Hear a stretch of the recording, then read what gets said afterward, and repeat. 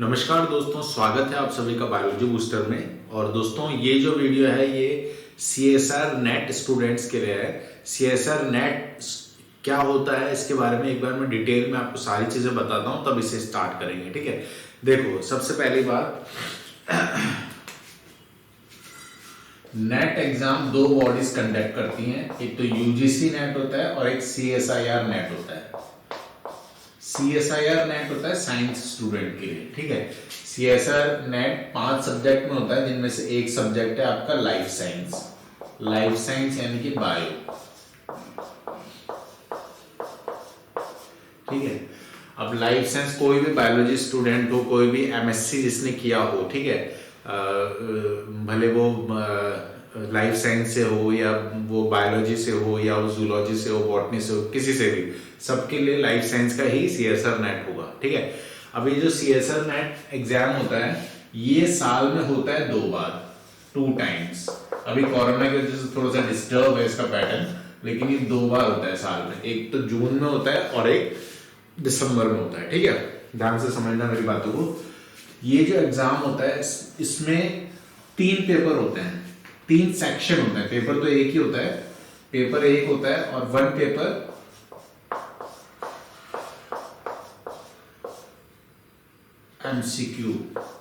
MCQ based 1 paper होता है, जिसमें 3 सेक्शन होते हैं। Section A, section B,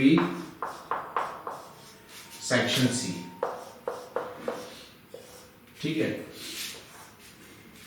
section A जो रहता है वो रहता है एप्टीट्यूड,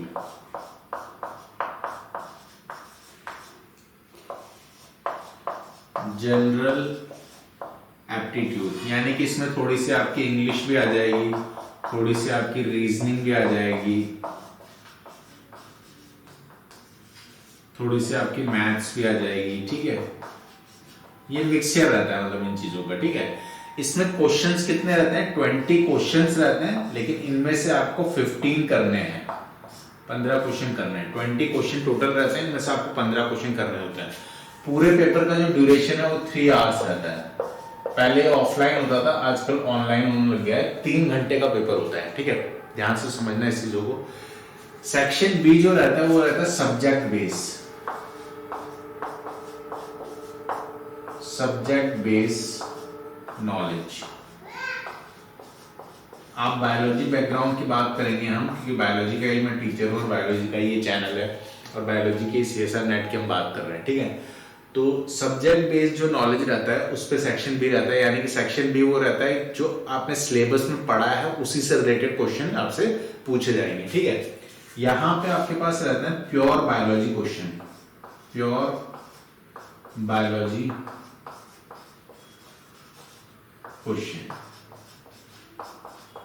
ठीक है। क्वेश्चन कितने रहते हैं? 50 क्वेश्चन रहते हैं, जिसमें से आपको 35 क्वेश्चन करने होंगे। 50 क्वेश्चन रहते हैं, जिसमें से आपको 35 क्वेश्चन अटेम्प्ट कर सकते हैं मैक्सिमम आप, ठीक है। सेक्शन C जो रहता है वो रहता है, वो भी सब्जेक्ट बेस्ड ही रहता है।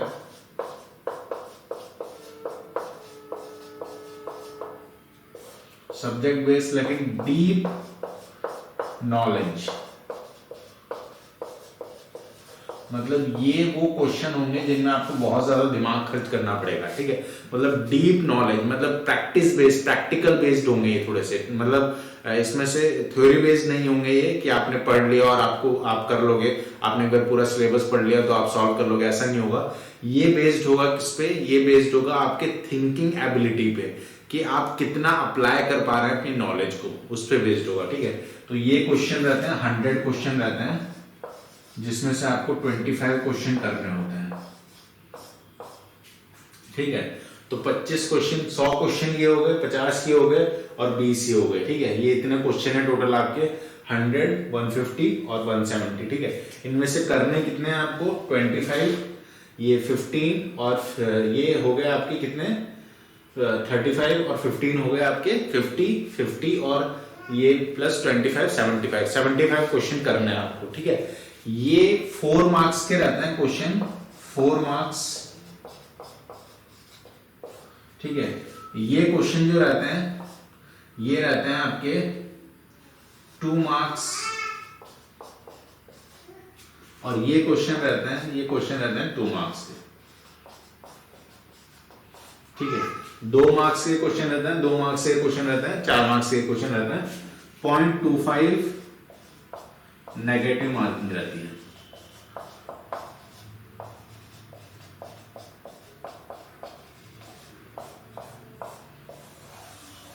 ठीक है, ये आपको समझ में आ गया होगा, ठीक है, क्लियर है ये बात। दोस्तों हमने ये समझ लिया कि एग्जाम क्या है और एग्जाम का पैटर्न क्या है, एग्जाम किस तरीके से होता है, एग्जाम किन किन सब्जेक्ट्स में होता है, ठीक है। अब हम ये बात करते हैं कि जो पर्टिकुलर एग्जाम है, ठीक है, इसके मेन चरण क्या है, ठीक है, या ये एग्जाम मेनली पहले समझते हैं कि ये एग्जाम दिया क्यों जाता है, क्यों करें हम CSR नेट, व्हाई, ठीक है। देखो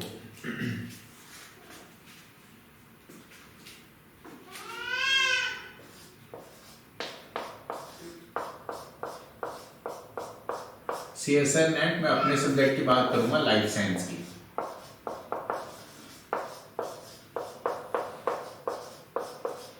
तो क्यों करें हम CSR नेट लाइफ साइंस, इसका इंपॉर्टेंस क्या है। इससे 2 ऑप्शन खुलेंगे आपके पास लाइफ में। जब आप नेट क्वालिफाई करते हैं, 2 बार ये एग्जाम होता है साल में, जब आप नेट क्वालिफाई करते हैं तो उसके 2-3 महीने के अंदर एक सर्टिफिकेट मिलता है आपको CSR की तरफ से, और वो सर्टिफिकेट में लिखा रहता है कि आपका नेट क्लियर है, आपका CSR नेट या CSR GRF क्लियर है, ठीक है। और उस सर्टिफिकेट को आप, वो लाइफ टाइम आपके पास रहेगा हमेशा, ठीक है। जैसे आपकी मार्कशीट आपके पास है ना 10th-12th की, वैसे ही वो सर्टिफिकेट आपके पास हमेशा रहेगा। वो ये प्रमाणित करता है कि आपने नेशनल लेवल का ये एग्जाम क्वालिफाई किया है, ठीक है। अब उस सर्टिफिकेट का क्या रोल है, क्यों किया जाता है, क्यों ये पूरी मेहनत की जा रही है। देखो CSR नेट करने से 2 फायदे हैं। सबसे पहली चीज,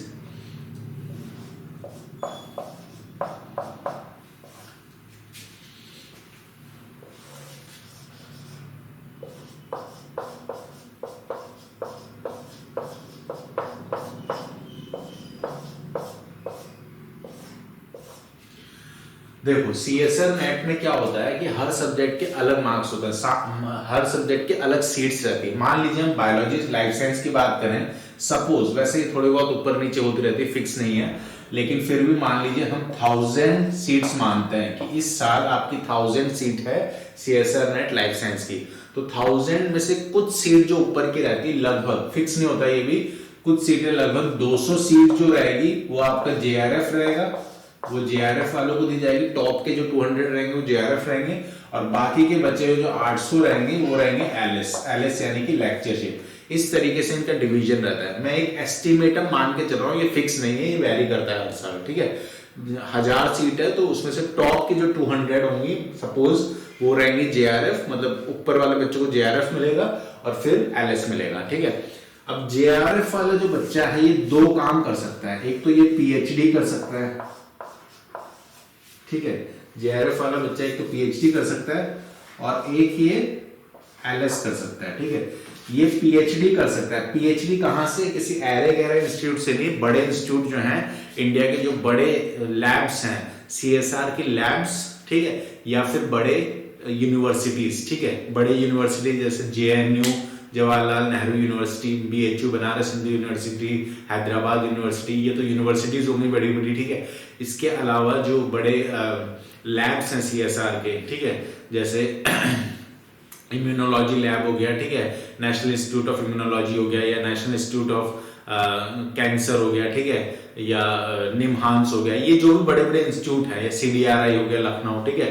तो ये जो भी लैब्स हैं, जो भी बड़े हॉस्पिटल्स हैं, जो भी बड़े रिसर्च सेंटर्स हैं, वहां से ये PhD करते हैं। PhD होता है 5 इयर्स का, 3 to 5 इयर्स वैसे बोला जाता है, लेकिन 5 इयर्स से ऊपर ही चले जाता है वो, ठीक है।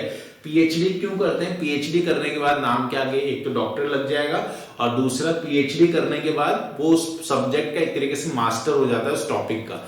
PhD एक टॉपिक पे की जाती है दोस्तों, ठीक है, कि BSc आपका हुआ नॉर्मल, सभी सब्जेक्ट आपने पढ़े लगभग, MSc में थोड़ा सा आपने और स्पेसिफिक सब्जेक्ट पढ़े, और PhD में उन सब्जेक्ट में से भी एक टॉपिक पे आपने 5 साल बिताए, तो उस टॉपिक के आप मास्टर बन जाते हो, ठीक है, तो वो PhD कहलाता है। PhD के बाद, PhD बहुत हाई डिग्री रहती है, PhD के बाद अगर और ऊपर किसी को पढ़ना है तो पोस्ट डॉक की डिग्री ले सकता है वो, उसके आगे कोई और डिग्री नहीं होती, बस आप मैक्सिमम पढ़ चुके हैं आप, ठीक है।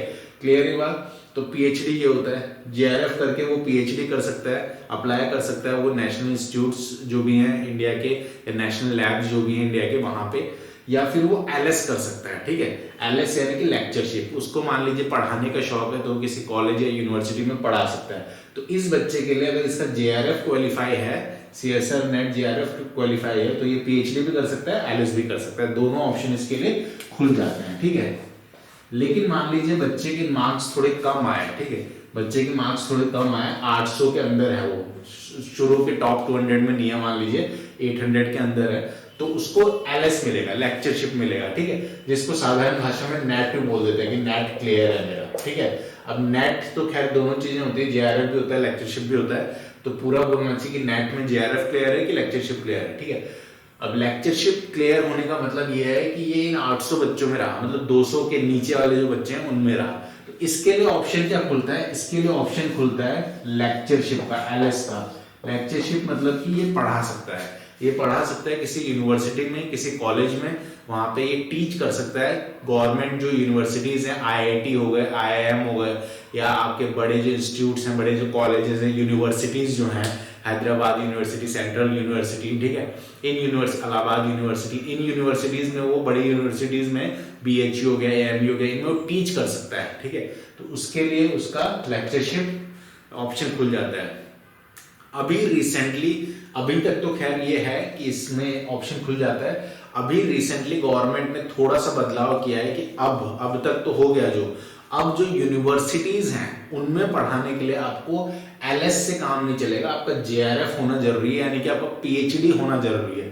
ठीक है, अभी जो कॉलेजेस हैं उसमें तो ये चल जाएगा एलएस आपका। ठीक है, कॉलेज में, किसी कॉलेज में पढ़ाना है, गवर्नमेंट कॉलेज में, तो एलएस आपका चल जाएगा। ठीक है, लेकिन अगर किसी यूनिवर्सिटी में पढ़ाना है, जैसे राजस्थान यूनिवर्सिटी हो गया, जैसे दिल्ली यूनिवर्सिटी हो गया, यूनिवर्सिटी में आप पढ़ाना चाहते हैं, यूनिवर्सिटी में पढ़ाना एक थोड़ा बड़े लेवल की चीज होती है, तो वहां पे आप प्रोफेसर बनना चाहते हैं तो आपको जेआरएफ करके पीएचडी करना पड़ेगा, उसके बाद ही आप उस पोस्ट के लिए एलिजिबल होंगे। समझ पाए इस बात को आप? तो ये पूरी राम कहानी आप समझ चुके हैं कि सीएसआर नेट क्या होता है, किस तरीके से लिया जाता है, क्या क्या चीजें हैं। ठीक है, अब मैं आगे आप क्या बताने वाला हूं, अब मैं आगे आपको बताने वाला हूं इसका सिलेबस क्या है। ठीक है, वो